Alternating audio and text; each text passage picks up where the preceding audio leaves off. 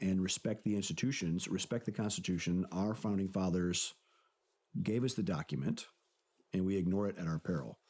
But what really made, going back to Germany and cartel-like businesses, people talk about communism. Communism is state ownership, state control of the means of production. Fascism, Nazism, National Socialism was government control of private resources. Much easier to control 10 oligarchs, 10 super wealthy, super big companies versus 100,000 small businesses, small business entrepreneurs. So the super controlled cartelized industries, much easier for the Nazi Party to control and influence and to get them to be fellow travelers in their awful voyage into, trying for them to launch the fatherland. I feel like we're seeing that today here in this country. Again, individual owner-operator entrepreneurship businesses is the enemy of big government and control. So everything we do has to be to promote individual entrepreneurship, individual liberty, free speech, private land, private ownership, private capital. That is the enemy of big government and big control.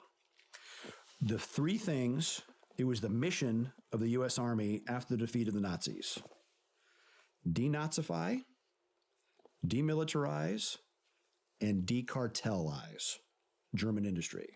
So, believe it or not, the U.S. Army did a very good job of breaking up those big industries so that they wanted to educate by force, we were occupying the country as necessary, that to the German people that you can't have political liberty if you have all your businesses in the control of a few big super majors. And so literally the U.S. government broke up those German businesses and effectively democratized them in the late 40s, 50s, which is why the German economy came roaring back and is still one of the most productive ones in the world.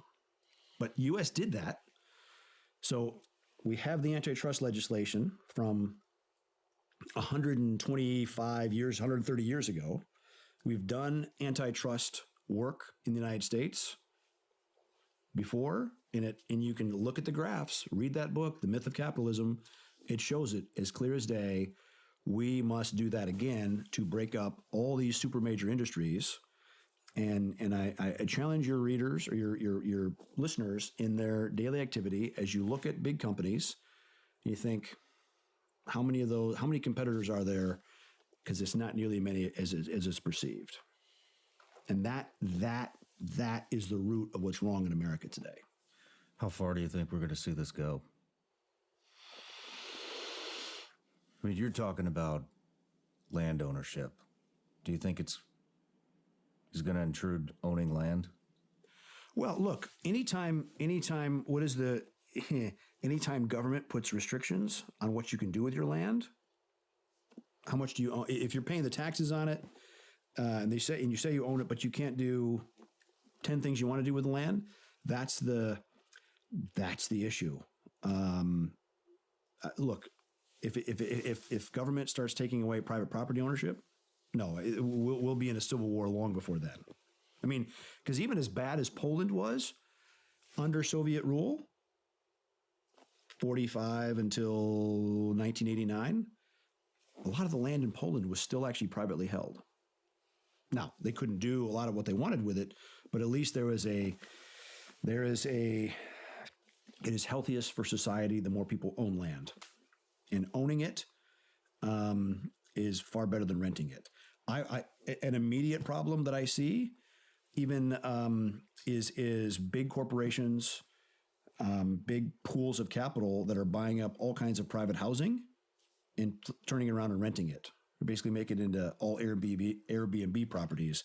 That must be curtailed. If you're a mayor, if you're a city councilor or county commissioner, cut that out, because the advantage will always go to the super big guys.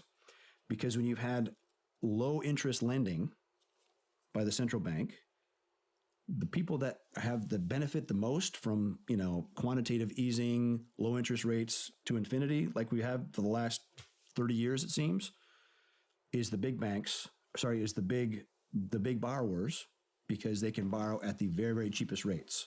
And so they can always afford to pay a little bit more for that house and always squeeze out the little guy.